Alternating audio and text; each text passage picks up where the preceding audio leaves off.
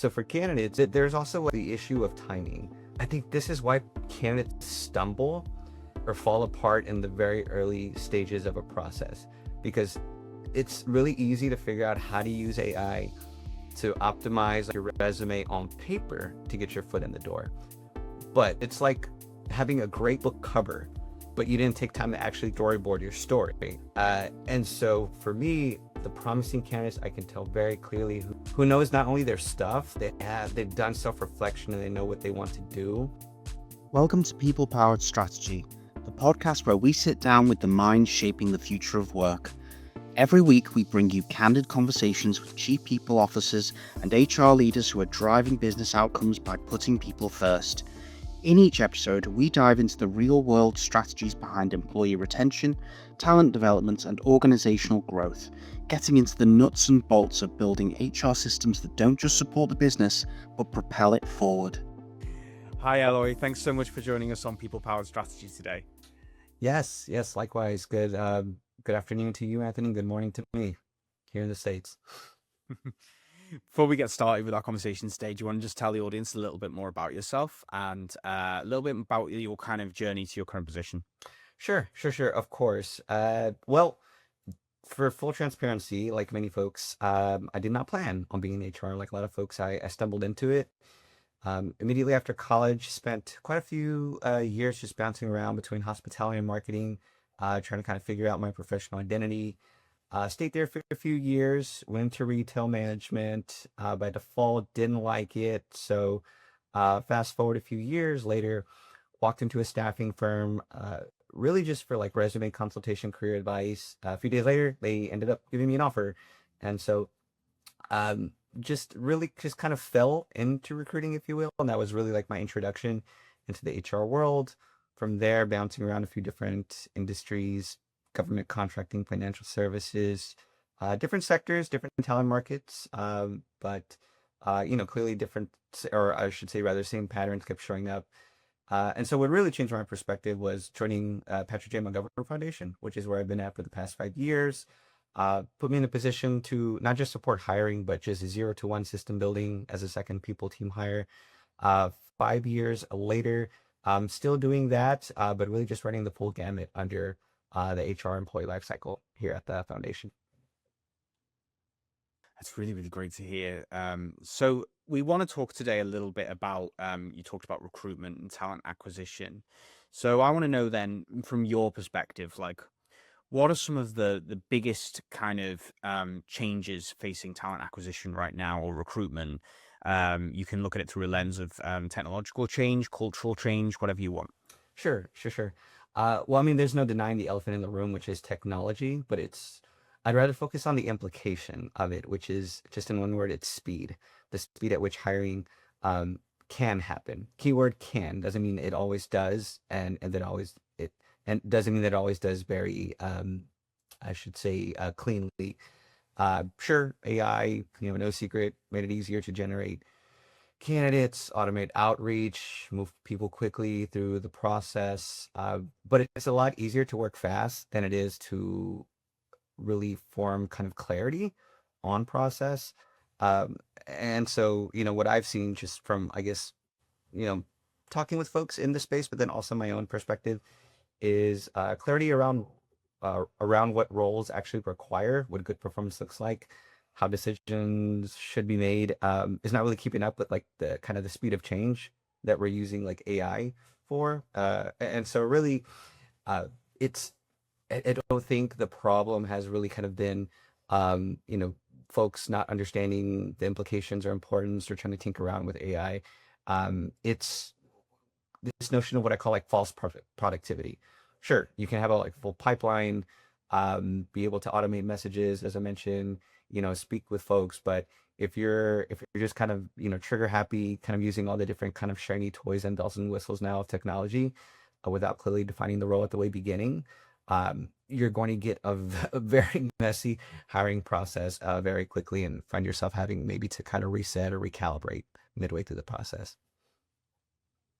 Yeah, there's a little bit of I suppose that there are a lot of different factors here, aren't there? And I think one of them is, the sheer number of people who are applying. a lot of the time. And I think that's probably been exacerbated by the fact that teams, especially in like tech companies, tend to be a lot more kind of global now. So you have an insane level of competition. And then I guess the automation speeds up the rate at which people are applying as well, modern technology. So you're getting, I mean, some cases like what, like thousands and thousands and thousands of applicants, right?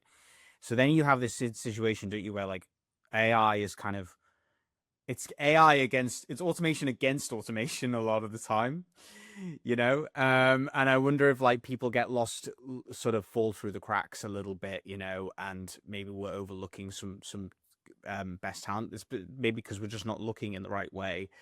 What do you think? What do you think about it? Like, what's from your perspective? Like, what is the benefit you think of AI or automation in this kind of in talent acquisition recruitment, and what do you see as like the main drawbacks right now? Sure, sure, sure. Uh, it's tough. It's tough in one word for both sides of the table for candidates that are applying for roles, but also the hiring managers, hiring organizations.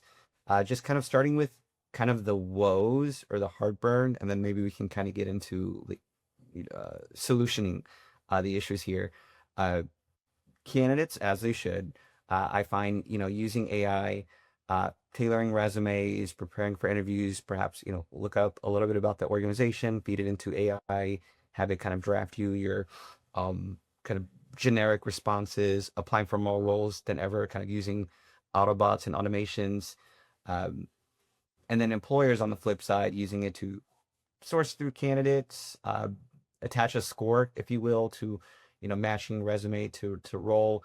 But again, that only works right if they think there's some what I call like authenticity to like what's kind of put on like the resume, and it's many a times it reads kind of too good to be true, and so it's just candidates kind of going up to other candidates using kind of the same tools of the trade. So very easy to stand out, I suppose, is what I'm kind of boiling down to.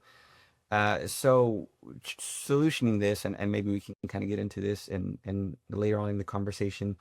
It's not that folks I feel are using AI too much on both sides of the table, but rather they're allowing AI to be in the driver's seat of the issue. And so that's what I feel. It's it's so simple, but it's not easy to use it the right way. It does take a level, I think, of AI kind of fluency and know-how.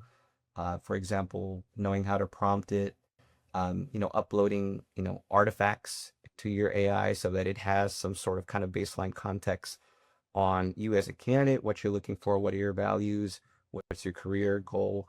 And then on the flip side, the organization as well, really constructing a very authentic, I say, job description and basing that off of like your values as an organization, your hiring plan, et cetera, et cetera. So yeah, so it's just I think that's just kind of scratching the surface on how both parties could use AI a little bit more effectively in the recruiting process.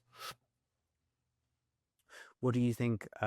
Because obviously, AI can be alarmingly human at the time, at times, in terms of the ways that it seems to understand human psychology. And like you said, you put you train it on these qualities, like kind of like what's our company culture, what's the kind of candidates we're looking for. There's a chance that it can make some pretty sensible deductions from reading people's resumes or whatever.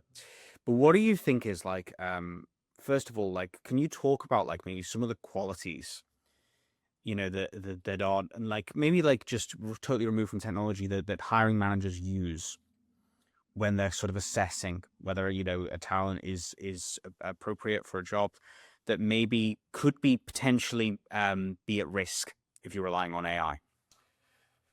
Sure. And it's I have a term for this, and I know I didn't make it up. Messy human verbs. That is something I absolutely look for when I am eyeballing resumes. So a little bit about my approach here, and I try to adopt a hybrid approach when the initial phase of screening resumes. So using AI but then also knowing when I need to kind of turn that lever off and then just exercise human judgment. So let's start with AI. I find that the score assessment in terms of kind of a resume match to the job description is helpful to an extent. And so if use an example, if you're a work in retail, but you're applying to a data scientist role, you maybe have about 20-30% like, resume match to the role. So rule of thumb, and this is probably true 99.9% of the time, if you can't like at the very least hit like a 25-30% like threshold, like on the match, probably is like way off in left field in terms of like what the sort of profile that you're looking for your respective role. So kind of going back to my approach, I established like a very low bar for AI, and I just as kind of the safe zone. And then once it passes that threshold, then that's where then I'll just resort to my own human eye. I've seen enough resumes where I know kind of like the usual formula of, let's say, something that has been purely automated by AI, or even worse yet, a fake candidate. And so that may look like, again, picture perfect, a lot of verbiage from your job description. Maybe it's like quite literally the hashtag or like the mission of your organization, just kind of copy and pasted, but put in different words. Um, I would say maybe kind of also kind of metrics overload where there's really no story to be told. It's just like numbers for the sake of numbers. Uh, so that's what I feel can be like the dead giveaways if it's just so heavy leaning on those elements. Going back then to what I look for, like the human verbs, it's the verbs that are just like professional based, but like not overly polished, where they're in like imperfections, if you will. And then so these are just like the natural way that human beings talk, without kind of AI in the room. So that's something that I definitely look for, and is more of a signal of a promising candidate. Something else also are the usage of application questions in a job. And I try to make this very low lift, because you do have to be, in my opinion, mindful that candidates are applying to dozens of roles. So not kind of being on my high horse and thinking, oh, I'm the hiring organization, so therefore I'm entitled to put you through the ringer and ask you to fill out 3, 4, 5 open-ended questions. So really just settling on one, tops two, something that really has a lot of kind of relevance to the role. And so like with AI, it's clear as day when someone just kind of copy pasted into AI, kind of the typical like AI verbs resonated, like deeply value, the dashes, or just kind of peppered throughout the. Oh, don't get me started on that. That's one of my I'm really sad because I used to love the M dash. Like it was like, like I used to use it a lot in creative writing, and now you just can't use it. Like it's literally it's a dead giveaway. It's the AI is called the M dash. Anyway, keep going. Yeah. No, Sorry. just to kind of add some like kind of some a workaround to the M dash is what we're talking about. M dash, just because I'm like you, I love it, but I do feel also that kind of AI ruined it for everybody. uh it's so easy to take a 10-15 minutes just to add some like personalization instructions to your AI, whether you're using GPT or Claude. So you can actually train your AI not to use a defined vocabulary set, or even tell it like do not use M dashes. And you'd be amazed at like how much it'll actually kind of course correct on the first draft. So me personally, like in my own personal writing, um, I do use AI like everyone else as a thought partner, but just train it appropriately so I don't lose sight of my voice. So back to the candidates, that's I think what's like most important, which is don't use it to the point excessively where you're using sight of your own voice. Yeah, and it sounds like, to me, it sounds like when you get deeper in the weeds, I mean, obviously, like when you have a sheer number of a ridiculously high number of applicants, there has to be like a bit of initial screening, which is quite kind of like you said, is that do they fit just this benchmark, even if it's a low benchmark? And then it sounds like, you get deeper into the process, you are looking for evidence of a voice, right? like an individual voice and character, beyond just kind of qualifications, right? And obviously qualifications are important, but it's not enough. You know, you need to get a sense that, like, I get a sense of who this person is, whether it's just, and you know, I think the thing that people get wrong about resumes sometimes is that they kind of go like, I am this, I am dedicated, I am loyal, I am this, you know, and it's kind of like, if that's not actually, it's like one of the rules of writing, right? Show, don't tell, isn't it? It's like, you can tell me all of these things about yourself, but it doesn't give me, actually, the reader, evidence. How am I supposed to know this? So like, I guess by revealing your own kind of voice through your writing, your own kind of flair, that's a better way of demonstrating who you are, sometimes a little bit, or what you choose to include, or like you were saying, through like storytelling, right? Talking about, like, if you put numbers or metrics in there, the fact that you're able to say, like, make the connection, say like, this is what this demonstrates about me, and this is what how it's going to help me bring certain qualities to this job. That's also showing a kind of quality that you have, isn't it? But potentially.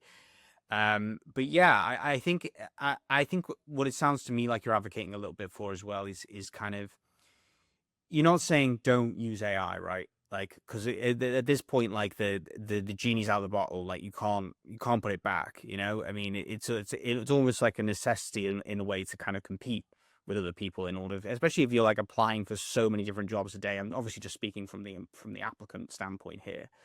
But what we need to move towards is thoughtful use of AI, right?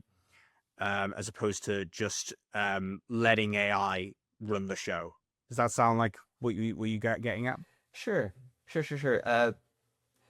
And I can expand on that from a candidate perspective, and you tell me, Anthony, if you want me to also kind of follow suit and expand on it from like a hiring manager perspective. But I'm just thinking, kind of, what can I share now that would be of of most value to the audience. So for candidates, yes, do not lose sight of your own voice. But there's also like the issue of timing, and so, and maybe this has worked in the past where we don't really have to think about crafting the resume, getting ready for, interviewing, all that until it's time, until we actually want to look for work. Uh, but I feel like you really have to start a lot earlier, kind of in the process, and that will, and bear with me in my thought process here. So let's start with all the other things that AI can help a candidate with beyond just like the resume. Sure, like, that's clear, but I think this is why candidates stumble or fall apart in the very early stages of a process, because it's really easy to figure out how to use AI to optimize like your resume on paper to get your foot in the door. But that's just, it's like having a great book cover, but you didn't take time to actually kind of like storyboard your story, and there's no substance there. And so for me, like the promising candidates, I can tell very clearly who knows not only their stuff, but like they've done self-reflection and they know what they want to do, um, because they've taken time to perhaps do like some value exercise, like what's important to me, what has my career trajectory looked so far like, where do I want to go, and then from there, where do I want to go? Okay, well then maybe what are my kind of target industries, target sectors, organization size? Am I a builder, or am I an operator? Do I just want to kind of keep the lights on in what I'm doing? How have I exposed myself to kind of learning and development opportunities to get closer, so that I can articulate that? So pausing there, what does this have anything to do with AI? Well, AI can help you do all that stuff. Like AI can help you, as a candidate, um, if you just kind of, again, use it as your thought partner, it can generate like, value, employee branding exercises for you. If you basically just ask it all these questions that I asked you just rhetorically, like, you'd be amazed like how it can build you quadrants, it can build you visuals. And I think this is a step that most job seekers skip. They go straight to, oh, like, let me just build my resume. But you have to take a tactical pause and ask yourself, these kind of meaty, complicated questions, so that you are able to, pinch your professional Picasso, so to speak. That should be your resume. And then when you get the call back, it's so easy then to just own that round one because you've done all the heavy thinking in advance before you actually see the hiring manager.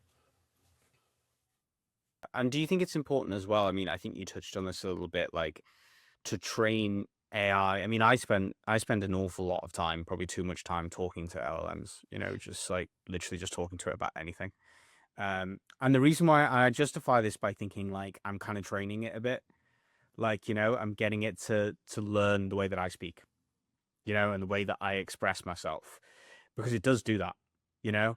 And I kind of think like, well, when I really need it for something, it's like professional, maybe then it's easier for it to produce something that's like somewhat, at least obviously you'd never just put out something that it's completely automated, but at least a first pass then might sound more authentic because you've taken the time to speak to it and it's learned more about your way of expressing yourself a little bit. So just, I don't know, what do you think? Yeah, no, absolutely. That's something you hit the nail on the head. That's something I myself do, which is that's also in my list of artifacts. Feed it samples of stuff I've written before to get a feel for my own speaking. But I will add a footnote that this is not kind of the bar, right? Like I don't want to be just this good. Like still, like give me and this is another thing, quality that I feed into my AI, which is to be a critic, like look for holes in my argument, my way of talking. I think because AI naturally it'll agree with you, like it'll be your biggest cheerleader, which is great. But then you also need kind of that hard talk as well. Yeah, definitely. It can definitely be too it can definitely be too agreeable, can't Mm. it? I think that's I've actually noticed. I think they might have updated ChatGPT, to be honest, because I thought in the past it was too agreeable, and I've noticed it pushing back a little bit against me more recently. So I don't know if that's like kind of it may they probably have released, it's probably a new update or something, because it is too but then the danger with that too is that like you don't know then if it's just kind of doing that because like it's kind of conditioned to be like I have to find holes in everything, well, regardless of, so it's hard to know whether what you're putting forward is really valid. But then I guess that's probably a better default than to, because every argument and every set of assumptions has holes, or it has areas where you can push back. And I think that I've noticed definitely LLMs evolving in that way. And I think that's probably a very good use of it, especially from, if you want to go back to, we talked about applicants a little bit, but if you want to go back to the hiring manager or the position, I think that's probably very important as well to use AI in that way to sort of say like, look, this is maybe who I think, this is maybe the criteria that I think I should be looking for, and then Mm. get the LLM or whatever you're using to kind of push back a little bit, and say like, well, maybe that's not the correct set of assumptions or whatever. I mean, let's talk about it from that standpoint now, from that perspective. We talked about it from the applicant, but what do you think is the best rule of thumb? Yeah. I guess from in terms of how to implement it. Yeah. And this is a great question. Let's think about it sequentially. Like, so what's the first domino that needs to fall? What do we need to get right? Because then that informs the rest of the hiring process. Let's start with the job description, right? Like the purpose, the why. Why does this job even exist in the first place? Uh, if all organizations are using AI the same way, which is, dear Claude, GPT, create a job description for this role. Well, then, of course, you're going to get like an obscene number of roles at various organizations that all sound the same. So similar to what I advocated for to candidates about feeding it artifacts of yourself, same goes for the organization. Artifacts on, let's say, branding guidelines, communication principles. Um, what's kind of another big one? I would say maybe kind of if assuming that you have job descriptions pre AI. Uh, that way it can kind of get a feel for how you had to write when it was just you in the driver's seat, feeding it those as well. And so just not cutting corners in that sense. Now let's take it a step further. So you have your very authentic, very, tried and true job description to your organization. Let's not just jump straight into, oh, okay, cool, like let's post the role and let's like, open the floodgates. but taking like a tactical pause again to really architect what is the hiring plan, like how many rounds, what are the stakeholders in each, what is the purpose of each. If every I'm a firm believer that every interview round should stand on its own in terms of what it exists to kind of suss out or pressure test. And so once we've identified those, let's say maybe three to four things each one, well, then those criteria should then drive the screener for the interview round. So now we're three layers deep now, right? We had the job description, then we had the hiring plan, and then we had the criteria for each stage. Well, now we're building the screener for each stage. Well, let's take it another layer. So how can we be even more granular? So in addition to having the set of questions for each stage, well, what is the target response? What is the target answer that we're looking for? And develop that as well. So now for each round, you should, in theory, if you go through this formula, you have the set of questions and the target response. So now let's jump to an interview. I'm taking notes. I'm not having to kind of go off the fly an awful lot because I've structured my conversation. Well, now I can use AI where I can feed it minus any confidential information. I can feed my hiring notes into AI and my target responses. So AI knows not just what a candidate told me in the conversation, but what it should be sussing for by way of the candidate's response. Again, not a silver bullet. It's not, kind of abracadabra. It's perfect, but that'll get you there in terms of using AI, not just to clean up your notes, but to give you a very informed analysis also of, this candidate. Uh, so yeah, let me pause there. That's just a little bit of my approach to how I use AI to uh, not only be more efficient from like the hiring manager's perspective, but also strategic in using it as my riding shotgun with me as opposed to just informing the whole process.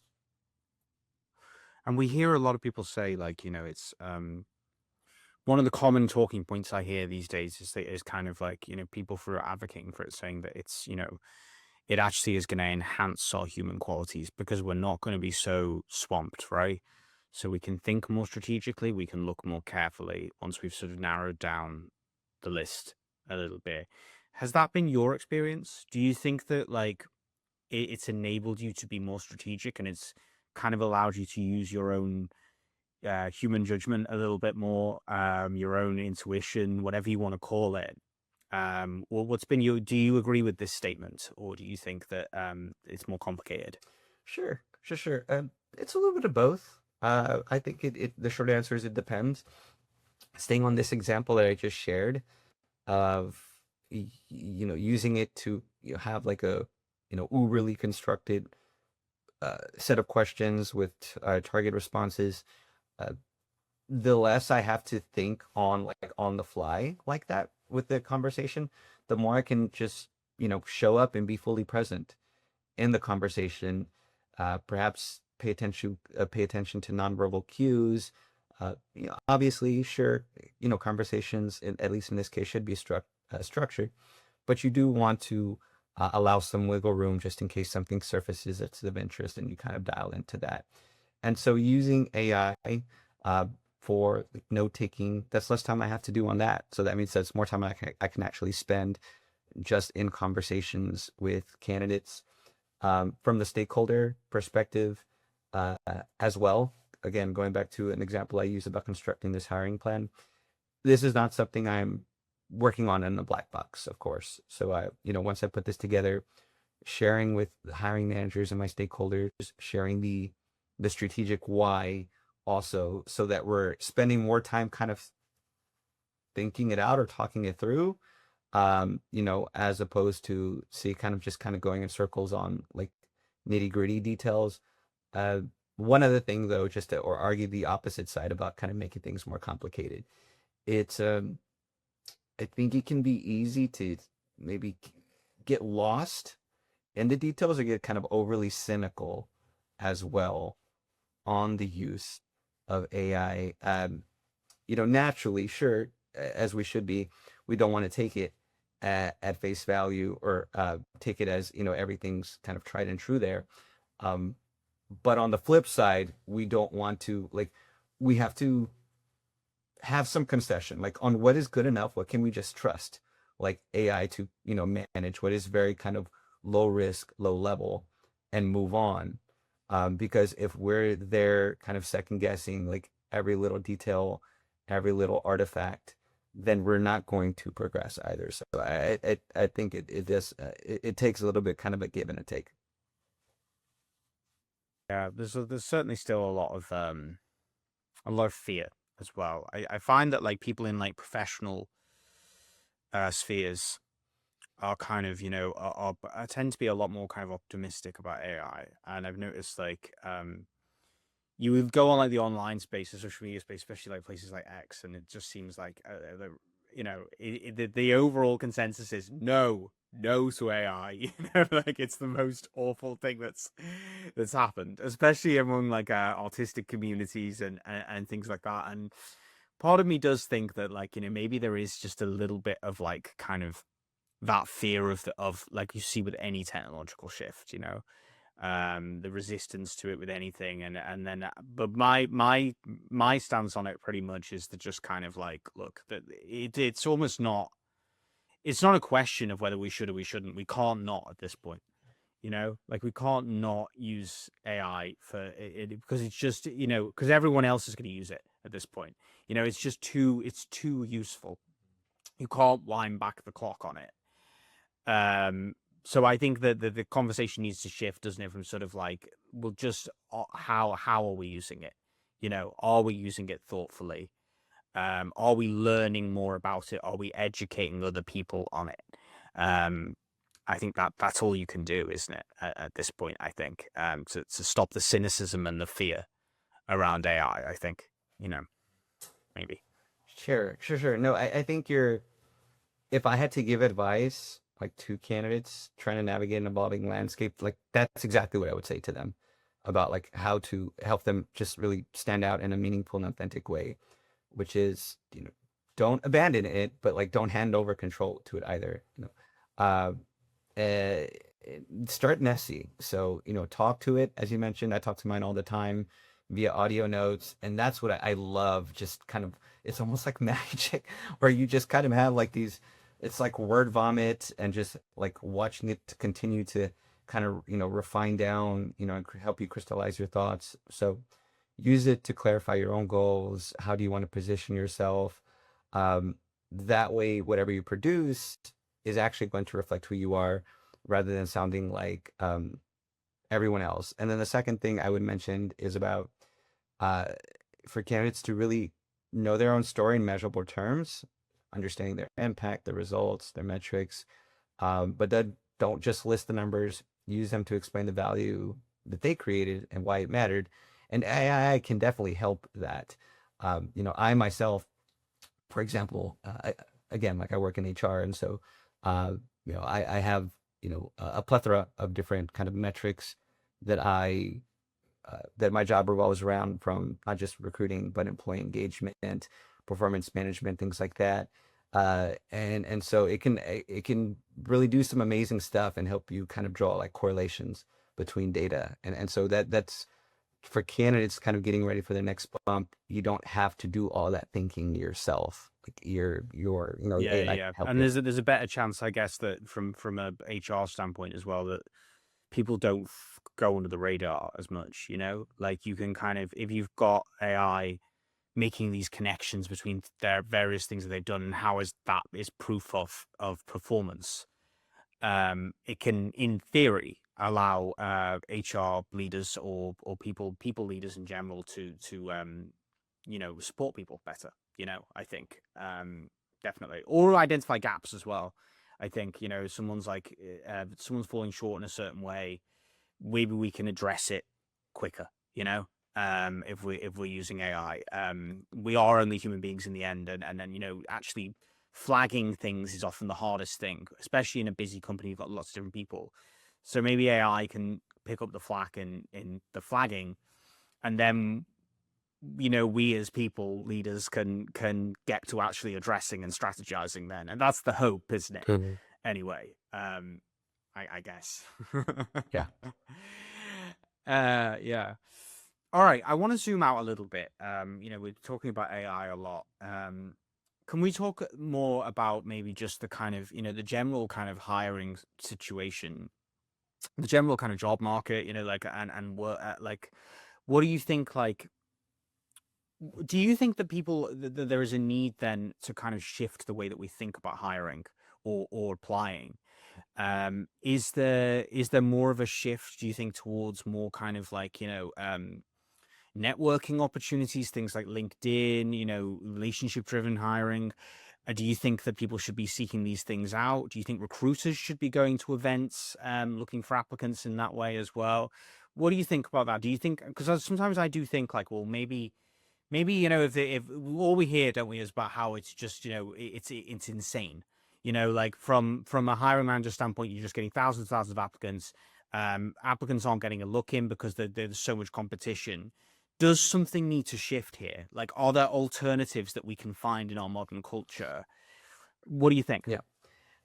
Yes, it's a capital YES on both sides of the table, candidates and employers. Let's start with employers. Uh, well, for one, it's just understood that uh, typically a higher pedigree of candidates are those that are not looking for work. And so we as employers really have to put some elbow grease into our sourcing efforts. I, for one, will admittedly, I will live and die by LinkedIn Recruiter as my tool for sourcing. I've met some, incredibly gifted folks, many of which I've helped usher into our organization, and even those that are not interested or just landed a position, they're in a good place in their career, they'll give you great referrals as well. Like great people know great people, and so it's not just about um, finding someone that's in the role, but also just or for the role rather, but building your network as an employer, your potential pipeline of other folks. But that takes time, that takes time, and so maybe just to unpack that a little bit, as an organization, we have to have a pause on what weight we're giving to what hiring metrics. Naturally, a lot of organizations, we put a lot of weight in just sheer volume. How many candidates did we interview this week? How many, what's it called? What's the kind of response rate on folks in our pipeline? But you have to give a concession on the volume if you're going to lean more into sourcing, because sourcing is more of a, like, that's a slow burn. It takes time to yield results. Um, and so you have to be okay with, it not looking like you're productive, if you will, and be okay with maybe hiring taking a little bit longer than usual. And, at the end of the day, if you're playing the long game, I think this is where you're going to see more dividends for your organization. So that's my 2 cents from the employee perspective. From candidates, same. And I can actually answer this from two different dimensions.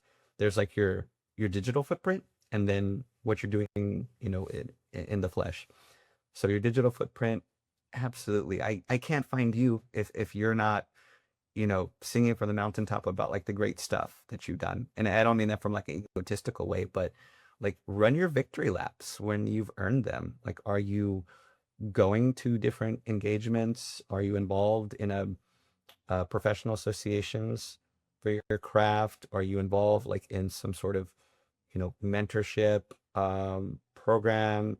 I mean, there's so many things that I think, so many great things that people can do and do outside their 8 to 5, and so really don't discount that. Additionally, use your summary, LinkedIn summary. Make sure that that's fully optimized. And I know this sounds like common sense, but you'd be surprised how many folks don't do this. Have an updated profile picture. As easy as that sounds, on your LinkedIn as well. So that's what folks can be doing for on the LinkedIn. no AI profile pictures. Yeah. I would Yeah. add that one as well. Yeah. I've seen a lot of LinkedIn profiles, actually from some pretty Mm, high ranking people as mm. well, with like AI profile pictures. I just think, what are you doing? Like, it's just awful, you know? I'm sorry, I have to be honest about that. Like, I think it's not a good way to present your profile, at least in my perspective, Sure. you know? Maybe use it to touch it up a bit, but when it's clearly just like a different person, like that's, you know, Yeah. that's just terrible. Like, Yeah. Yeah. It's to give those folks a little bit of rope. I think it can work depending on like maybe like the nuances of your background. For example, if you're like maybe, marketing agency, more kind of cutting edge, or maybe you're like the AI trainer, sure. But I know what you mean. Exactly, exactly. There you go. Yeah, yeah, yeah, yeah, yeah. Um, but one more pro tip, going back to candidates and what they can do to kind of navigate this evolving landscape. Being that, as you put it, like the pendulum is swinging back to relationship based hiring, is getting uberly involved also in those different communities for your professional associations. Um, Slack channels. I know that there's so many out there. I myself, I'm in like 4 or 5 for HR specific um, folks, and I see it so many time and time again. There's like a limitless amount of job postings and people sharing referrals in those spaces. So don't discount those sort of kind of like underground opportunities. yeah, absolutely. It's a little bit like how people used to think about internships, I suppose. And Mhm. internships are still a big thing, aren't they? Like, if you're not necessarily qualified to do the job yet, get talking to people who are.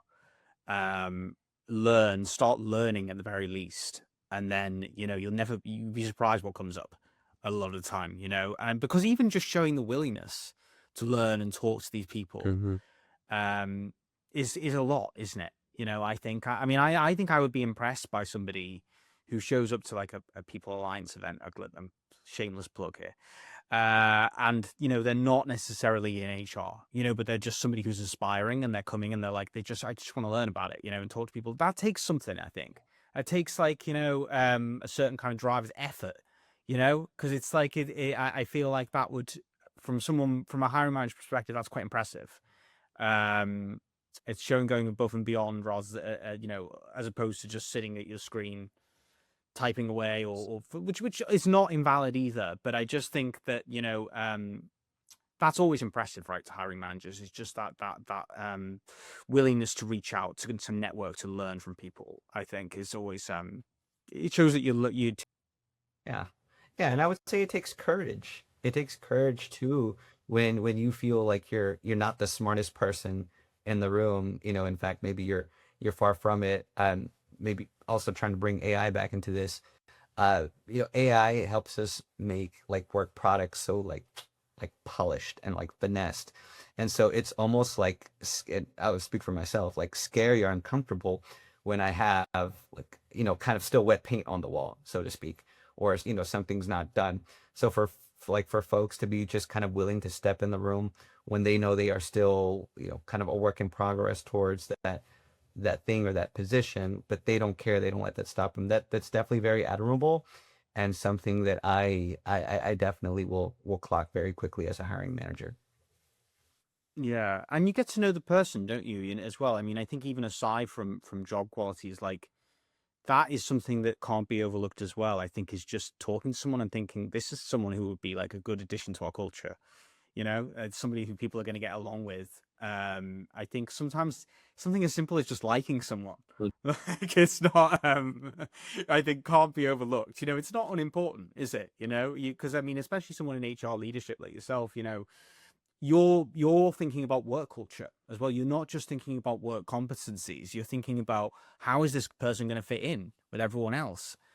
And that's, it's obviously, I think in a time of AI automation, like, that's more important than ever in some ways, are the kind of human qualities, I think, where AI will be filling in, I think, a lot of the skill deficits that some people have. Those human qualities, I think, are going to become more important than ever in some ways. I think, yeah, That's my 2 cents Good boost. anyway. Okay.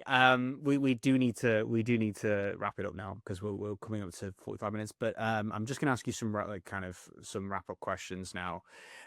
What do you think are what's the biggest misconception about the hiring process or talent acquisition people get wrong? Let's look at it from a hiring manager perspective. Like someone who's hiring, what's the thing that people get wrong, and bits of advice you hear get thrown around that kind of make you a bit crazy. Mm, sure. From the hiring manager's perspective. Okay. The thing, let's feel like two different questions in terms of the misconception or the thing we get wrong. So I'm going to lean more into the thing we get wrong because I feel a little bit more passionate about that. I think the thing that we get wrong is trying to do everything at once, especially with all these new tools and technologies that have come into play. As we've said many a times in this conversation, AI can move things faster, and it can create, I should say, it can create this sense that we should be moving faster across every front at the same time. But speed without prioritization and not without, if you don't keep the first things first, it will create complexity, not less. And then teams end up launching way too many initiatives, moving too quickly. And then down the road, we wonder why we're frustrated because we're spending like months, cleaning up confusion and rework. So that is the one thing that I think broadly here, it's really easy for us to step on that landmine and get it wrong. Definitely. And then finally, this is just a kind of little fun bonus question that we ask people on the podcast. Can you name like a professional pet peeve, especially in relation to like kind of work culture, like something that you see like common in organizations, work cultures, whether maybe it could be something to do with like how people organize meetings, messaging within companies that just kind of like drives you a little bit crazy and you want to address? Sure. Mm, I, I you, I'm kind of upset that I used the answer I did in my last question about trying to do everything at once because that truly is, I would say, probably my biggest pet peeve. So maybe going with my consolation prize pet peeve, um, I would say it's kind of leaning in too much, like to kind of your like cultural artifacts of an organization. And here's what I mean by that. Uh, let's, a lot of organizations, they have kind of specific, maybe kind of inside joke or key phrases or terms that are like synonymous to us. And like I understand the value of that. Like I do, and again, maybe this sounds kind of contradictory coming from like a people leader, but before you were an employee of our organization, you were a human being, weren't you?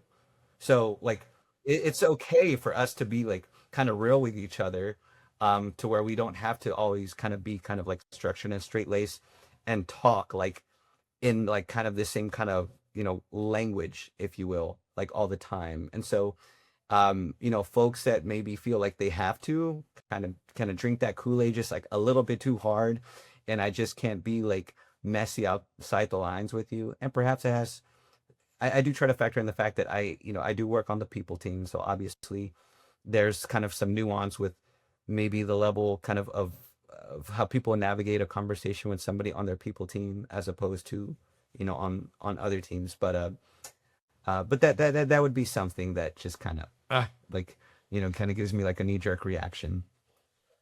I agree. Yeah. I think it gets easy to do, doesn't it, after a while, because you sort of like you said, when you're stepping outside of teams as well, especially like because you have your group of people who you work with every day that you know well.